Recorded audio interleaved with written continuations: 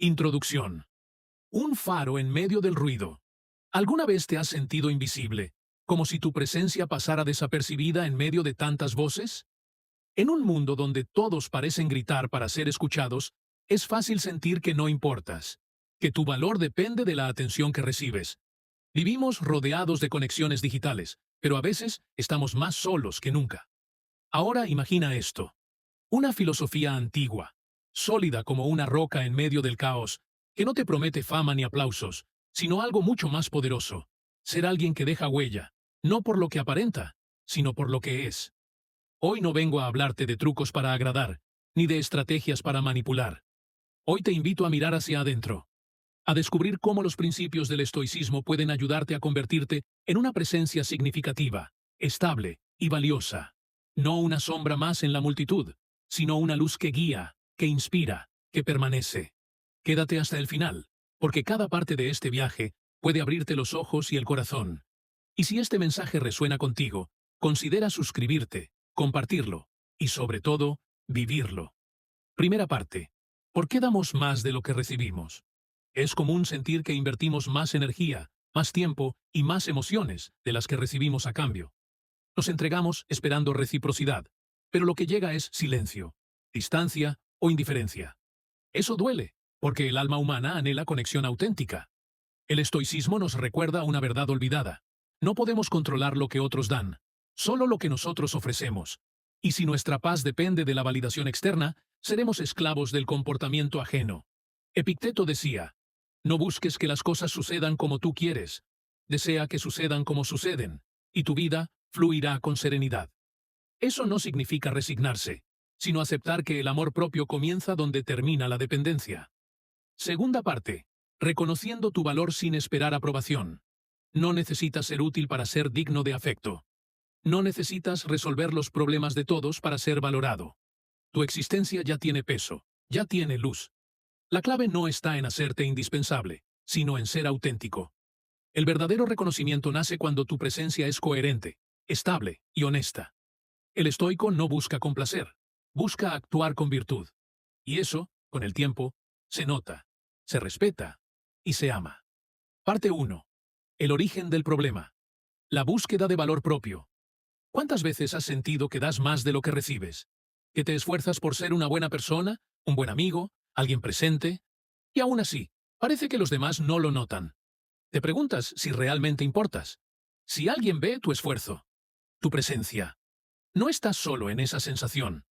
Vivimos en una era donde las apariencias y los me gusta definen la valía, y donde ser visto es confundido con ser valorado. Pero aquí es donde el estoicismo entra como una luz en medio del ruido. Marco Aurelio, uno de los sabios más citados del pensamiento estoico, escribió: tienes poder sobre tu mente, no sobre los acontecimientos externos. Compréndelo, y encontrarás la fuerza. Estas palabras no son solo filosofía antigua, son un recordatorio profundo. Tu valor no depende de los demás, sino de cómo te ves a ti mismo. Séneca también nos dejó una advertencia poderosa. Si un hombre no sabe a qué puerto navega, ningún viento le es favorable. ¿Qué significa esto? Que cuando no tienes claridad sobre quién eres, a dónde vas y qué valores te sostienen, te vuelves vulnerable a la opinión de los demás. Pierdes tu rumbo tratando de agradar, encajar o ser aceptado. Y Epicteto nos invitó a hacer una distinción fundamental: lo que depende de ti y lo que no.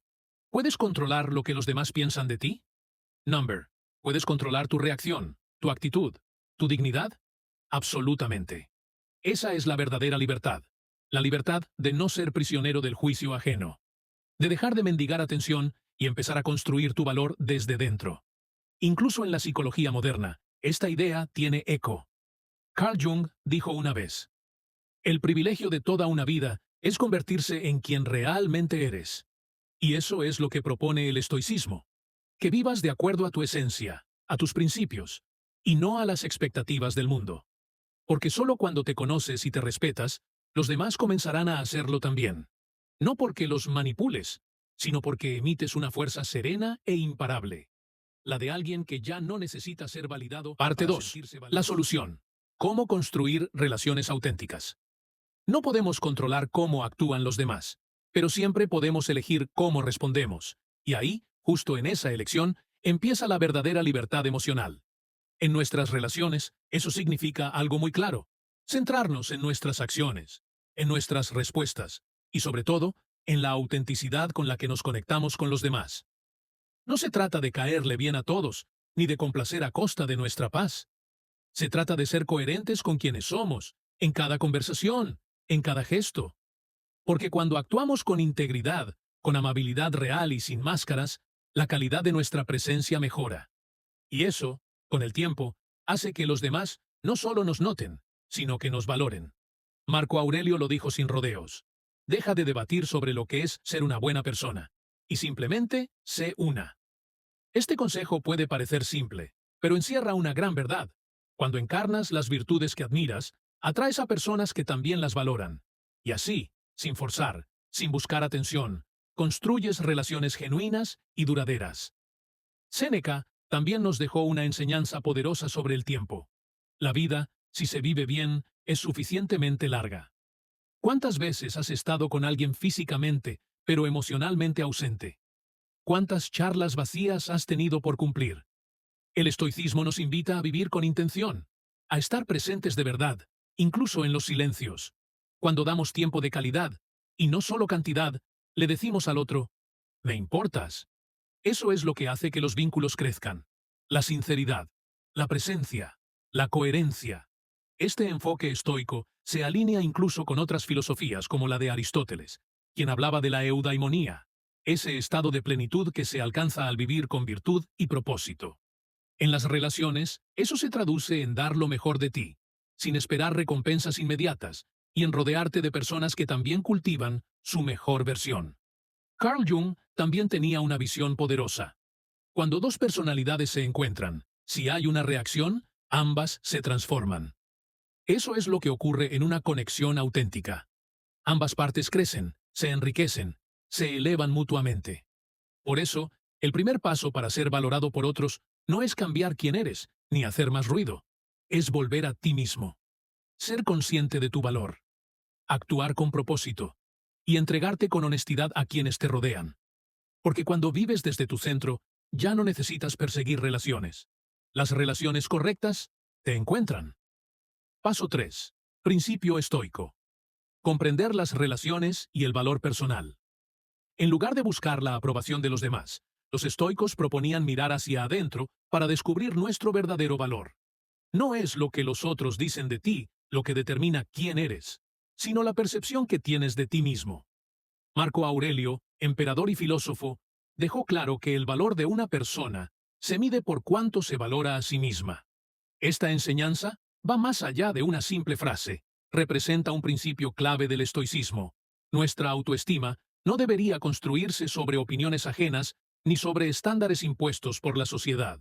Al contrario, debe nacer de una comprensión íntima de nuestras acciones, intenciones y capacidades.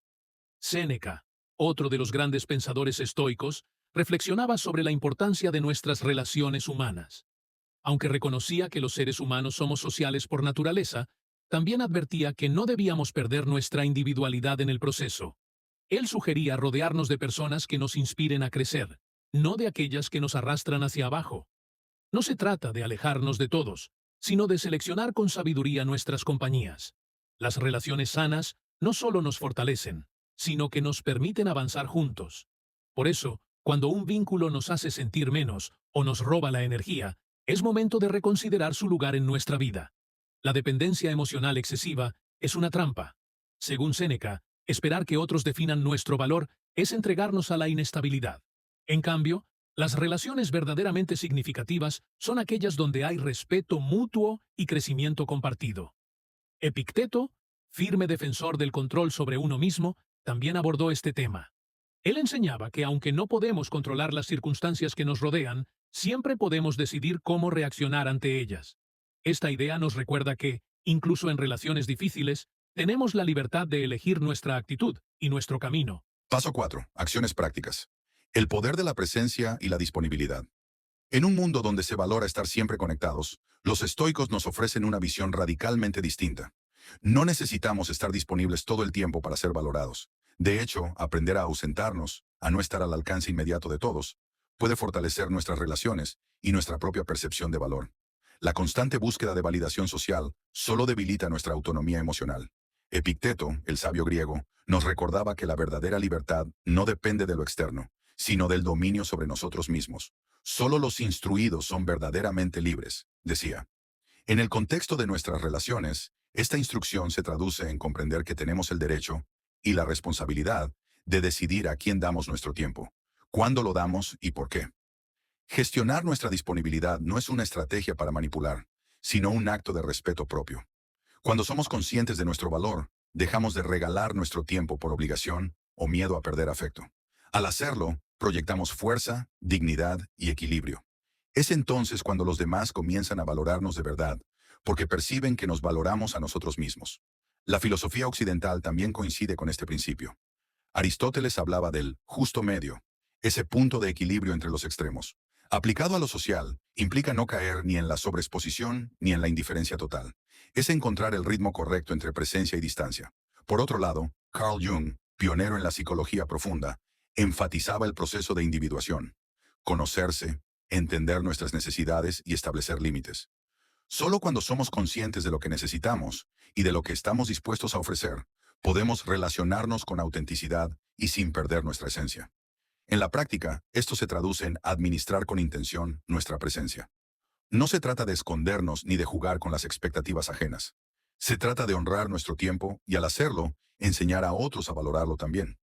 A veces, dejar que nos extrañen es la mejor forma de reforzar un lazo. Es un recordatorio de que nuestra presencia no es un derecho automático, sino un regalo que ofrecemos con conciencia y libertad. Paso 5. Desarrollar la paciencia. El camino hacia la fortaleza emocional. La paciencia no es simplemente la capacidad de esperar, es una habilidad poderosa que transforma nuestra relación con el mundo y con nosotros mismos. Es el dominio de nuestras reacciones en momentos de presión, el arte de no dejarnos arrastrar por los impulsos cuando las emociones están al límite. Epicteto, con su sabiduría práctica, enseñaba que hay cosas que están bajo nuestro control y otras que no. Aunque no siempre podamos elegir lo que nos sucede, sí tenemos el poder total sobre cómo respondemos. Desde esta perspectiva, la paciencia es un acto de libertad. Elegir no reaccionar de forma impulsiva es ejercer control sobre uno mismo. No hay hombre libre si no se gobierna a sí mismo, afirmaba Epicteto. Y esa autogestión emocional es donde la paciencia cobra su verdadero valor. Es una demostración de fuerza interior, una afirmación serena de que no somos esclavos del caos que nos rodea. Desde la filosofía y la psicología occidental, esta idea se sostiene con claridad. Aristóteles, por ejemplo, hablaba del justo medio, una búsqueda constante del equilibrio. Aplicado a nuestras emociones, esto significa que la paciencia no es pasividad ni apatía, sino un punto medio entre actuar con sabiduría y evitar el desborde emocional. Carl Jung, por su parte, hablaba del proceso de individuación, la capacidad de conocerse profundamente y actuar desde esa conciencia. La paciencia es parte de esa madurez emocional, de esa claridad que surge cuando comprendemos nuestras emociones y no nos dejamos dominar por ellas. En la vida cotidiana, practicar la paciencia es aceptar el momento presente sin ansiedad por lo que aún no llega. Es resistirse a la urgencia constante del mundo moderno, que nos empuja a reaccionar, decidir y responder sin pausa. En realidad, mantener la calma es un acto revolucionario. Las personas que logran conservar su compostura en medio de la adversidad proyectan una seguridad que inspira. Son faros en medio de la tormenta. La paciencia, entonces, no solo nos beneficia a nosotros, también hace que otros nos perciban como estables, confiables y emocionalmente fuertes. Paso 6. Autopriorización. El arte de valorarse a uno mismo. Una vida sin prioridades claras tiende a desdibujarse en medio de las demandas externas. No establecer límites, no decir no cuando es necesario, nos condena a vivir al ritmo de los demás, olvidando lo esencial, que nuestro tiempo, energía y bienestar son recursos finitos que merecen ser protegidos. Valorarse comienza con pequeñas decisiones. Aprender a decir que no, sin culpa, sin justificaciones excesivas. Es un acto de sabiduría. Es comprender que cada vez que accedemos a algo que no deseamos, estamos diciendo no a nosotros mismos. Y una vida vivida así, sin dirección interna, termina vacía, por más ocupada que parezca. Epicteto, uno de los grandes referentes del estoicismo, nos recuerda que no es lo que sucede lo que determina nuestra vida, sino cómo respondemos a ello. Esta idea es clave cuando hablamos de autopriorización. Priorizarse no significa ignorar a los demás, sino elegir con conciencia cómo y en qué queremos involucrarnos. Nos invita a tomar el control de nuestras decisiones en lugar de dejarnos arrastrar por las expectativas externas. Desde la psicología, Carl Jung aportó una idea poderosa: el proceso de individuación. Para él, convertirse en uno mismo implicaba separarse del ruido colectivo y descubrir la propia identidad. Priorizar nuestras necesidades es un paso fundamental en ese camino. Cuando empezamos a vivir en función de lo que realmente somos, y no de lo que los demás esperan, nuestra personalidad se fortalece, ganamos claridad y nos volvemos naturalmente más respetados. Por otro lado, Aristóteles hablaba del equilibrio como la esencia de la virtud. La autopriorización es precisamente eso: un balance entre el cuidado de uno mismo y la atención a los demás. No se trata de encerrarnos en una burbuja, sino de encontrar ese punto medio donde damos sin vaciarnos y recibimos sin depender. Aplicar estos principios nos lleva a una comprensión más profunda de lo que significa vivir con integridad. Autopriorizarse no es egoísmo, es una declaración de valor. Al cuidar nuestro tiempo, establecer límites claros y proteger nuestra paz mental, enseñamos a los demás cómo deben tratarnos. Este respeto propio genera un efecto en cadena. Nuestras relaciones se vuelven más saludables, porque parten de la autenticidad.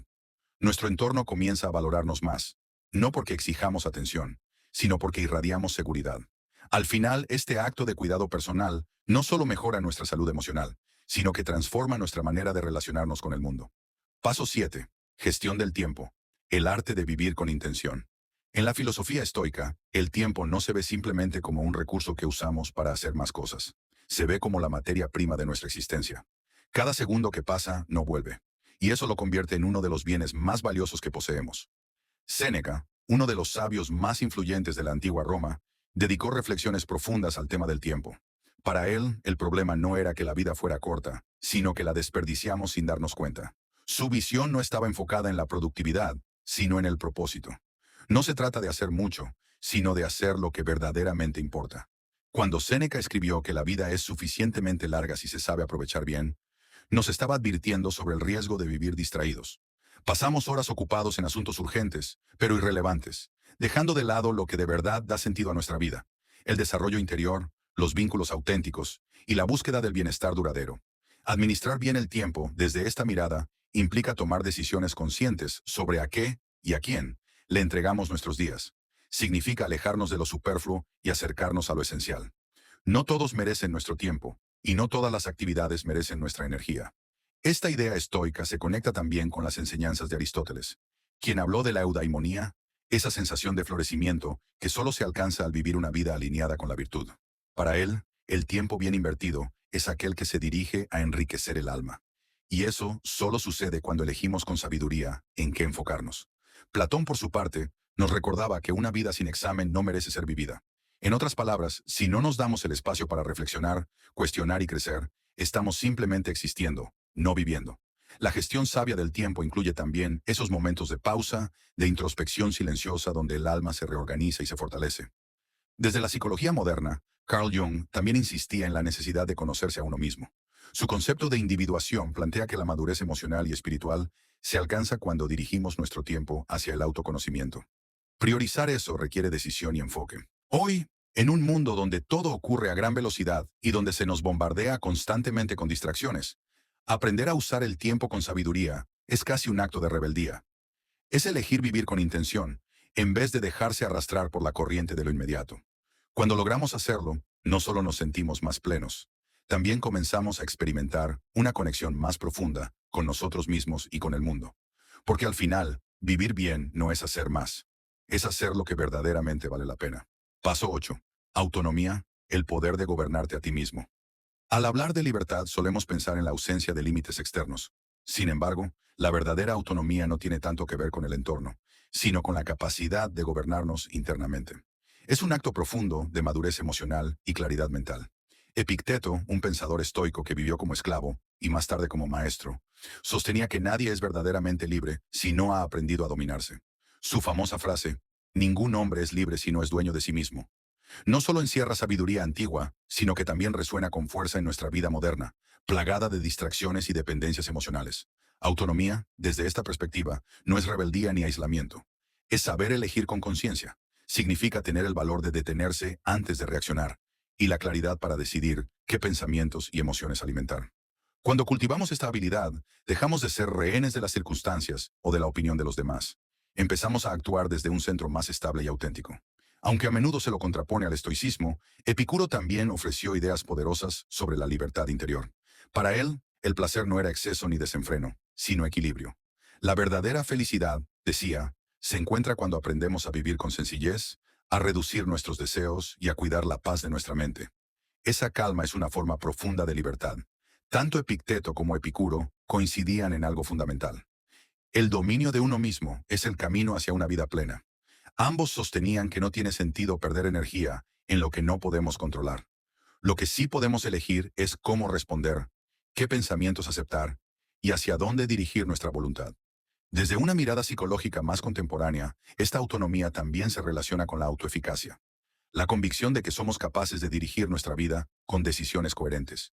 Y eso comienza con pequeñas elecciones cotidianas. ¿Cómo usamos nuestro tiempo? ¿Con quién compartimos nuestra energía?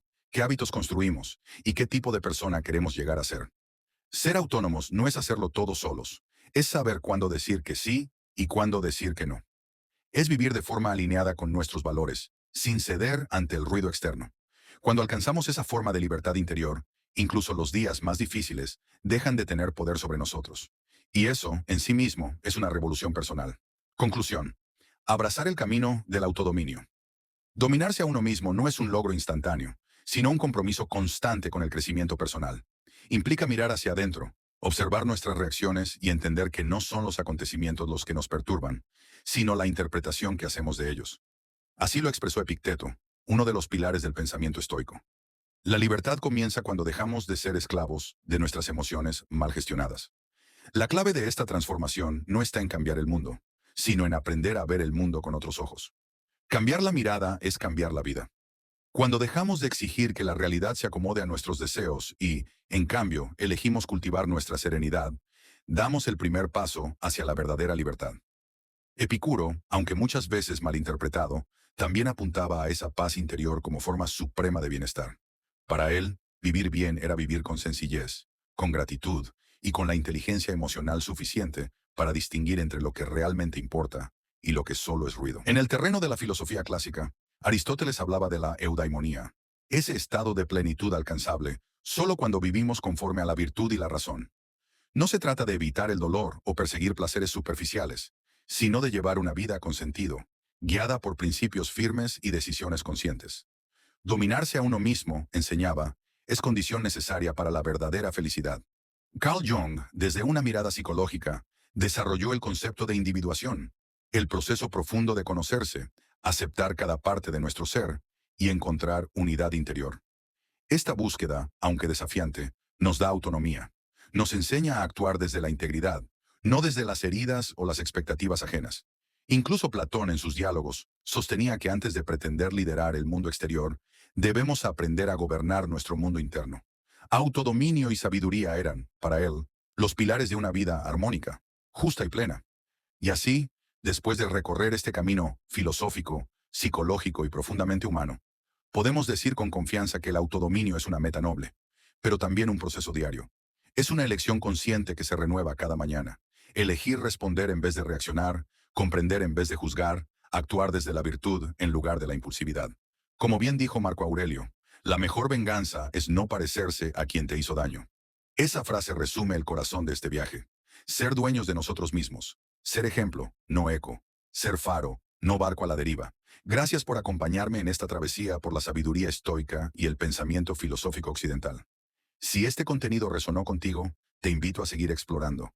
En nuestras listas de reproducción encontrarás más ideas que alimentan el alma y fortalecen la mente. No olvides suscribirte, compartir y dejarnos tus reflexiones. Tu apoyo hace posible que sigamos creciendo juntos.